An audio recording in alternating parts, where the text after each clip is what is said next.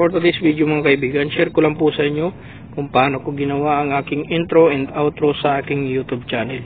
Ngunit syempre bago po tayo dumako doon, kung bago ka pa lang po sa aking channel, please subscribe our channel and pakihit na rin po ng notification bell para updated po kayo sa mga susunod ko pa na video na i-upload.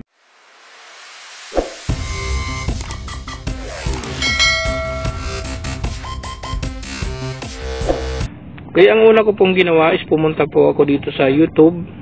Yan, pindutin po natin ang YouTube, then search. At mayroon na po ako dito nga tinype na paano gumawa ng intro sa vlog. Yan, pindutin po natin yan. At ayan, automatic po na lalabas dito na mayroon po tayong pwedeng panoorin na video para malaman po natin kung paano nila ginawa yung kanilang intro and outro.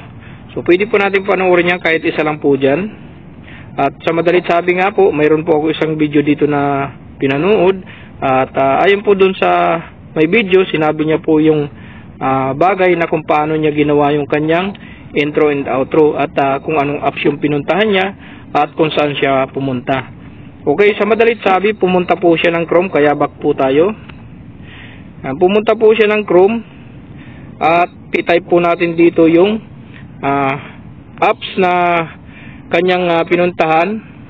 Ba to? Yan, yung apps na kanyang pinuntahan para makagawa po siya ng kanyang intro and outro. So ito pong video tutorial po na ito ay binabahagi ko po ito sa mga katulad ko po na beginners na wala pang mga sariling intro and outro sa kanilang YouTube channel. So ang intro and outro po ay napaka-importante po sa ating channel. Katulad ko po na baguhan, kung wala pa po kayong intro and outro sa inyong mga YouTube channel, panoorin nyo po itong video po na ito hanggang sa matapos, and I'm sure na makakatulong po ito sa inyo. Okay, dumako na po tayo dito sa isi-search po natin na apps na pupuntahan po natin para makapag-type tayo ng ating intro and outro. Yan, type po natin ang pansoy.com. So ayan, lumabas na po yung pansoy.com. Automatic po na maglalagin na po itong pansoy.com dito dahil nakapag-login na po ako dito sa pansoy.com na ito nung isang araw pa. Bali, sinishare ko lang po ngayon para malaman din po ninyo kung paano ko ginawa yung aking intro and outro. Right, search po natin to. Ayan, lalabas na po dito yung mga sample video na pwede natin gamitin. At ang kinaganda po nito mga kaibigan is mayroon po itong sariling background music na babagay po dun sa ating gagawing intro and outro. Pwede rin naman po tayong mamili, may mga music background naman po dito na pwede natin gamitin. At ito po take note, hindi po ito copyrighted. Pwede po natin gamitin to, kaya hindi po tayo mga copyright po dito. Dahil mga short video na talagang ginawa ito para sa wala pang katulad po natin na walang mga intro and outro at hirap tayong gumawa ng ganong video na siyang nagpapakilala po sa ating YouTube channel. Right, kapag nandito na po kayo sa pansoy.com, so kapag kayo ay gagawa na po ng inyong intro, pindutin lang po ninyo itong clip maker. So itong kulay red. Yan, pindutin po natin yan. And then kapag nandito ka na po sa screen nito ng inyong magiging project, pili na lang po kayo ng inyong gagawin na ano ba ito? Dito pili lang po kayo ng inyong magiging sample. For example, itong kulay red po na ito. Yan, wait lang po nating mag-load. Ayan. So, yan pong name na yan na lumabas dyan, Nexus. Papalitan lang po natin yan ng ating YouTube channel name. So, paano ba magpalit yan? Punta po tayo dito sa box po na ito. Pindutin po natin yan. Then, lalabas na po dyan yung name na yan. Ang gagawin naman po natin is tatanggalin po natin yun. Yan, lakihan lang po natin konti. Yan. At tanggalin po natin itong Nexus na linagay nila. Ilagay po natin yung YouTube channel name natin. So paano? Dito po tayo sa text. Yan, tanggalin po natin dito sa text. At Sample ko lang po dito yung aking YouTube channel na ilalagay kasi depende naman po yan sa inyo kung anong name ng channel po ninyo. Yun po ang ilalagay po ninyo. For example, sa akin po na YouTube channel is Rico Tutorial TV. So, ang ilalagay ko dito for short lang, RTV. So, type natin RTV. Yan. And then, okay po natin.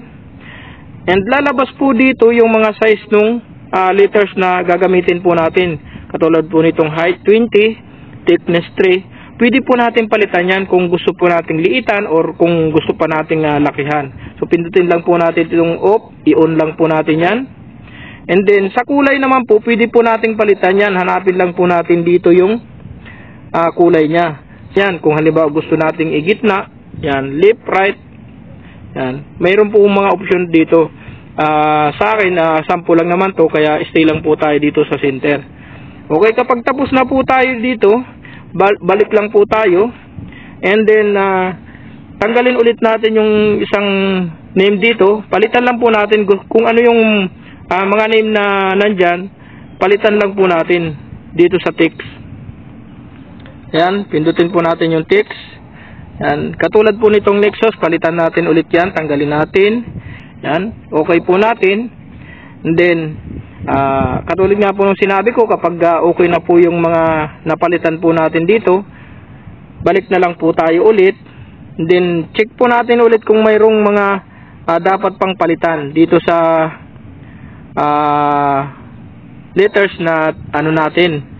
So, wala na, okay na. Ito pala, itong isa. Nexus. Ayan. Patanggalin ulit natin yan. Yan. Hanapin natin yung text. Ayan. Tanggalin natin. Palitan ulit. Vlog. So, okay. And then, balik po tayo. Para malaman po natin kung okay na po yung ating ginawa, i-play po natin para malaman po natin yung ating sample kung okay na sa atin. Yan, play po natin dito sa gilid. Yan, nakikita po ninyo mayroon ng letters na katulad po nung tinype ko na name ko, RTV. So, ayan.